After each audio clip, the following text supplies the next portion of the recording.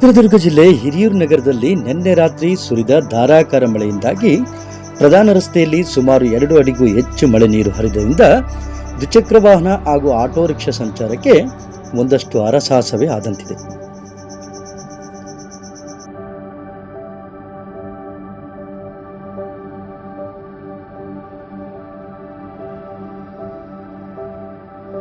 ನಗರದ ಸಿಎಂ ಲೇಔಟ್ನ ತಗ್ಗು ಪ್ರದೇಶದ ಮನೆಗಳಿಗೆ ನೀರು ನುಗ್ಗಿ ಮನೆಯಲ್ಲಿದ್ದವರಿಗೆ ಒಂದಷ್ಟು ಘಾಸಿಗೊಳಿಸಿರುವ ಘಟನೆ ನಿನ್ನೆ ರಾತ್ರಿ ಜರುಗಿದೆ.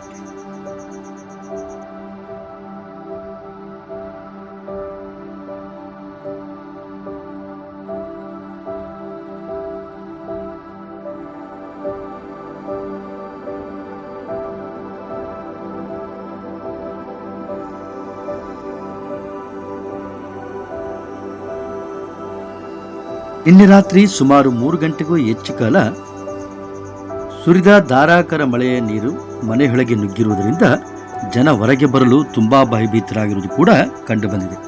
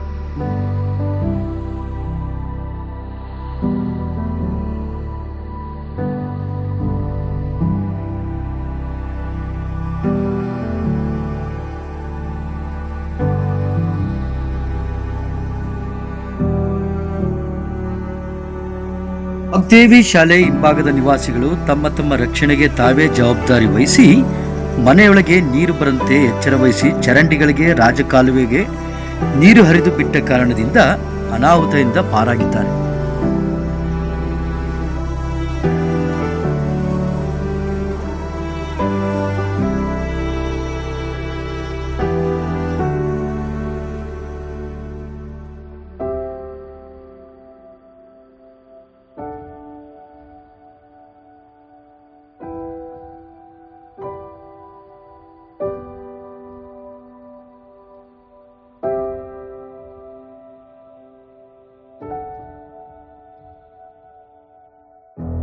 ಹೊರವಲಯದ ರಾಷ್ಟ್ರೀಯ ಹೆದ್ದಾರಿ ಪಟ್ರೇಹಳ್ಳಿ ಸಮೀಪ ಅಂಡರ್ ಪಾಸ್ ಸಂಪೂರ್ಣ ಜಲಾವೃತಗೊಂಡಿದ್ದು ಸಂಚಾರಕ್ಕೆ ತುಂಬಾ ಅಡಚಣೆ ಆಗಿರುವುದನ್ನು ಕೂಡ ಇಲ್ಲಿ ಕಾಣಬಹುದಾಗಿದೆ.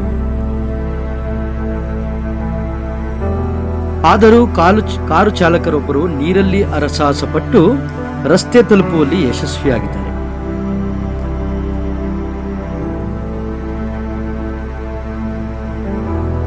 ಇದಲ್ಲದೆ ನಗರದ ಬಹುತೇಕ ತಗ್ಗು ಪ್ರದೇಶಗಳಿಗೆ ಮಳೆ ನೀರು ಹರಿದು ಸಾರ್ವಜನಿಕ ಸಂಚಾರಕ್ಕೆ ಅಡ್ಡಿಯಾದ ಹಿನ್ನೆಲೆ ಇಂದು ನಗರಸಭೆ ಪೌರಾಯುಕ್ತರಾದ ಎ ವಾಸಿಂರವರು ಹಾಗೂ ಹಿರಿಯ ಆರೋಗ್ಯ ನಿರೀಕ್ಷಕರಾದ ಶ್ರೀಮತಿ ಸಂಧ್ಯಾ ಸುನಿಲ್ ಇವರುಗಳು ಸ್ಥಳಕ್ಕೆ ಭೇಟಿ ನೀಡಿ ಕ್ರಮ ವಹಿಸಿರುವುದನ್ನು ಕೂಡ ಇಲ್ಲಿ ಕಾಣಬಹುದಾಗಿದೆ.